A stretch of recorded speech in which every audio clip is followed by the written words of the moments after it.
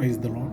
మన ప్రభువును రక్షకుడు అయినటువంటి యేసుక్రీస్తు నామములో మీకు శుభాలు తెలియజేస్తూ ఉన్నా. ఈరోజు దేవుని యొక్క వాక్యము ఇర్మియా గ్రంథము 31వ అధ్యాయము 14వ వచనం. నా జనులు నా ఉపకారములు తెలుసుకొని తృప్తి నొందెదరు. ప్రియమైన సహోదరి సహోదరుడా, దేవుని ఉపకారముల వలన మన జీవితాలకు తృప్తి కలుగుచున్నది. ఊహించని ఉన్నతమైన సహాయము మన ప్రభు అయినటువంటి యేసుక్రీస్తు యొద్ద నుండి మనకు కలుగుచున్నది. మనము ఆయన విషయంలో ఎలా ఉన్నాను అనగా కృతజ్ఞత కలిగి ఉన్నాను, కృతజ్ఞత లేకపోయినాను, తృప్తి కలిగి ఉన్నాను, సంతృప్తి లేకపోయినాను, ఆయన మాత్రం ఉపకారియే.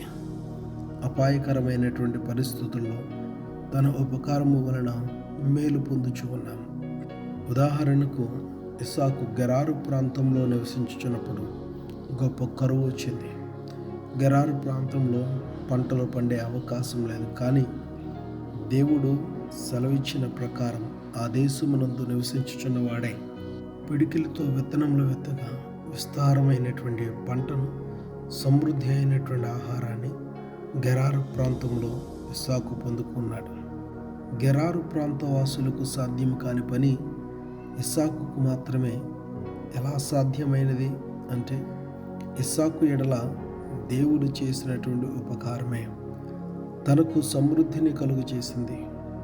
దేవుడు మన ఎడల అట్టి కార్యంలో జరిగించ మనస్సు కలిగిన వాడు. చేతి పనుల్లో సమృద్ధిని కలుగు చేయుటకు మనము ఆశీర్వదించబడడానికి దేవుడు మన ఎడల తన కార్యములు జరిగిస్తూ మన జీవితాలను తృప్తిపరుస్తూ నడిపించేవాడు. అటు కార్యములు దేవుడు నిశ్చయముగా మన జీవితంలో జరిగించుటకు దేవుని యొక్క ఆత్మ మనకు తోడే నడిపించునుగాక.